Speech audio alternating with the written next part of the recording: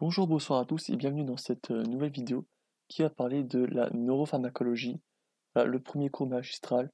Donc, bien sûr, cette matière va pas être la plus simple quand on connaît le professeur et quand on connaît le créneau à laquelle on a cette matière, mais je vais faire de mon mieux et tout va bien se passer. Donc, je commence tout de suite. Alors, dans ce cours, nous allons traiter deux principaux types de questions. Les questions autour de la maladie et celles autour de la thérapie. On peut se demander ce qu'est une maladie et comment la repérer, mais aussi comment et pourquoi utilisons-nous une thérapie adaptée. Nous répondrons à ces questions au travers de quatre principaux axes d'étude: le stress, la douleur, l'obésité et la sclérose en plaques. Alors une première question sur le stress, on peut se demander de quoi il s'agit. Alors déjà, le stress est très courant dans nos sociétés occidentales actuelles. Selon des études, 40% des enfants disent avoir mal au ventre avant d'aller à l'école en France.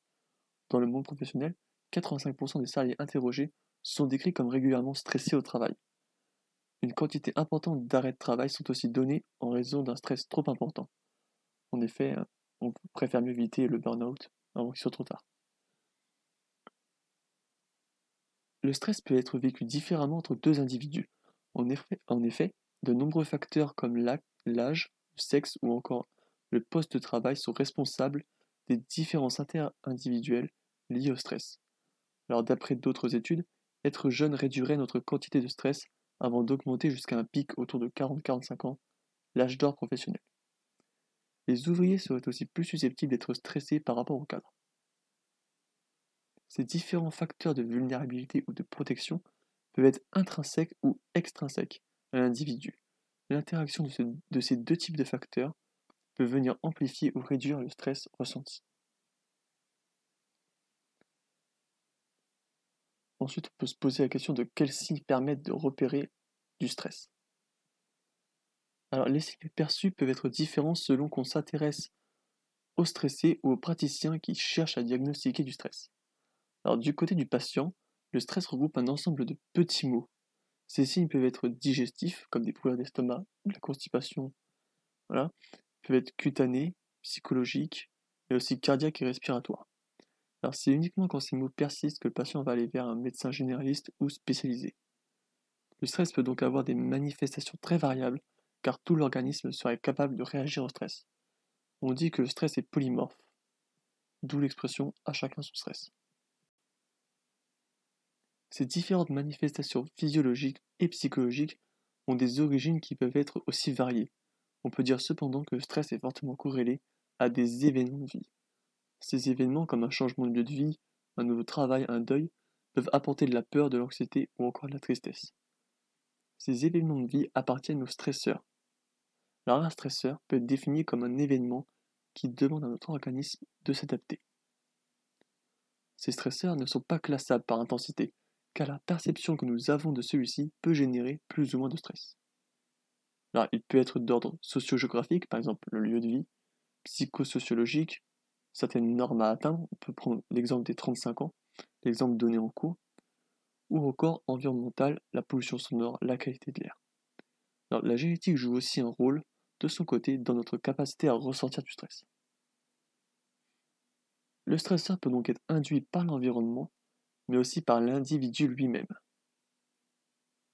au sens où on peut parfois, en remarquant cette norme, sans forcément qu'on nous la dise, on peut remarquer intrinsèquement une norme et être stressé parce qu'on ne l'a pas atteint.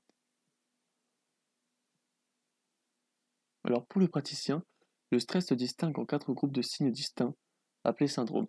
On a le syndrome cognitif, on peut avoir par exemple la diminution des fonctions exécutives, une perte de mémoire, une diminution du contrôle et de l'estime de soi. Le syndrome émotionnel, donc de la colère, de l'irritabilité, de la peur, des ruminations. Le syndrome comportemental, on se tourne vers des comportements à risque, par exemple des conduites addictives et aussi des comportements compulsifs. Alors le syndrome biologique ou physiologique, c'est là où on met la fréquence cardiaque, l'augmentation de la pression artérielle, les nausées ou encore les contractions musculaires.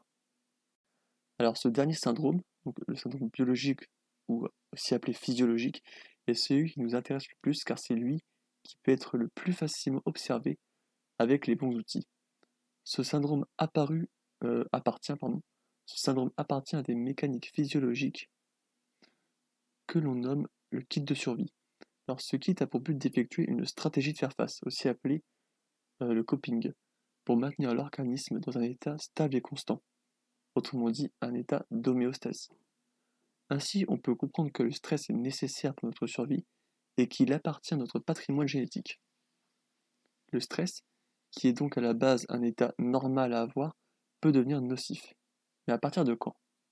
On comprend ici que le stress est une notion ambivalente. Il peut être à la fois bénéfique et maléfique pour l'organisme. Pour comprendre plus facilement quand le stress devient nocif, on peut faire une métaphore avec le travail. Trop de sollicitations comme une mise au placard sont forcément néfastes pour la personne. Ainsi, un excès comme un manque de stress devient nocif pour l'organisme. On peut représenter le stress sous la forme d'une courbe en U, que je vous ai dessinée juste ici. Donc trop de stress aurait un impact sur l'organisme, pas assez de stress aussi. Par exemple, si prenons un animal qui voit un prédateur mais qui ne réagit pas, il y a de fortes chances qu'il se fasse manger. Et ici, la zone encadrée est disons la zone où le stress est le mieux dosé, et c'est ici où on a notamment l'intervalle de confort.